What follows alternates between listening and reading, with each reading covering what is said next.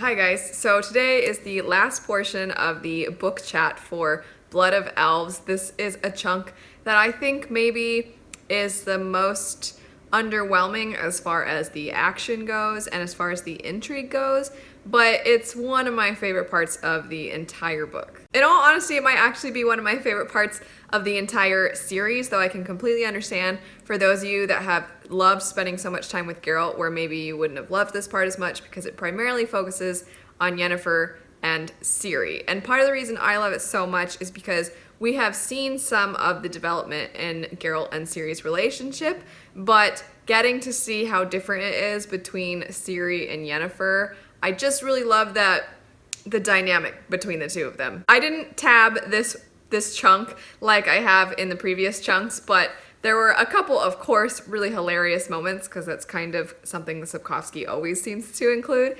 And I absolutely love that poor Ciri has constantly been teased and told the reason she can't do magic and that she won't be able to do magic is because she's a virgin. And so she keeps bringing it up sheepishly to Yennefer. And Yennefer is just like, well, go ahead and take care of it if you think it's such an issue. Like, she's just so carefree, I guess you could say, about the whole thing and kind of makes fun of Ciri, but in a way that is just very Yennefer, because I like how Yennefer multiple times talks about how she doesn't really laugh very often, but she also doesn't grow angry very often. She's just so in control so often. And so the way that the juxtaposition between her personality and Ciri, who's kind of one that's prone to outbursts and who's constantly curious and angry and feisty, it's just such a great contrast. And I think it's great too because Geralt and Yennefer aren't exactly the same, of course, but both of them somewhat dampen their emotions, and Ciri is so the opposite. And Geralt and Yennefer do it in different ways.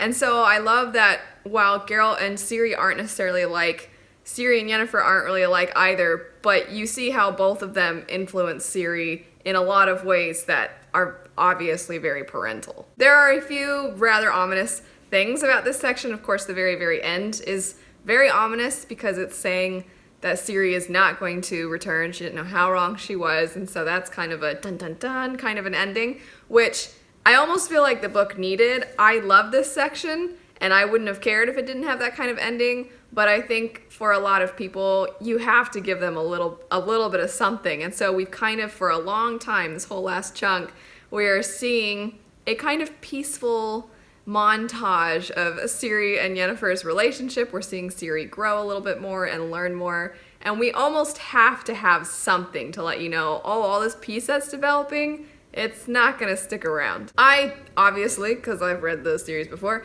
and it's a reread, I know what's gonna happen, and I just found that Sapkowski, those subtle moments of, hey, it's not gonna stay like this, which isn't a spoiler because it says it at the end, those moments are heartbreaking because you're seeing Ciri. I feel like you're finally getting to have happiness for Ciri, and she's starting to sort of develop a home and people that she loves that seem to love her too, which she lost all of that before, and you don't want her to lose it again. It's so sad. And there's that line where Yennefer says that she won't leave her, and it's like, don't do that to her. Don't do it to her, Yennefer. However, I also sort of love that line, one, because it shows how much Yennefer wants to have Ciri live a happy life and wants to be there for Ciri, but also Yennefer has to know there is no way that she can always protect Ciri, especially given from some of the more ominous scenes from earlier chunks how significant Ciri is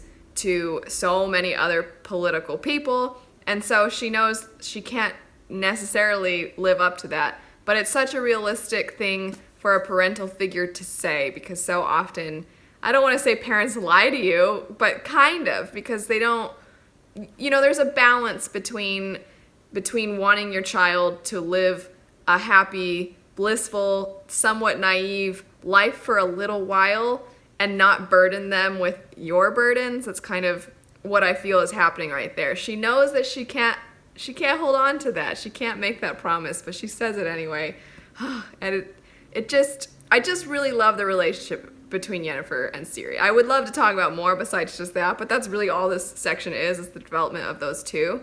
There's one other thing that this section kind of starts to do, and that is showing a little bit more of the magic and sort of explaining the magic, but I still feel that it doesn't have to have a set magic system. I think sometimes we are a little bit spoiled with some of our modern authors and the way that they really hold our hands when it comes to the magic system. And while I love set rules and limitations, Sapkowski's style of magic definitely leaves a little bit more for your imagination. You don't know exactly what people are capable of, and so in some ways that makes people more dangerous. You don't know what they can and can't do.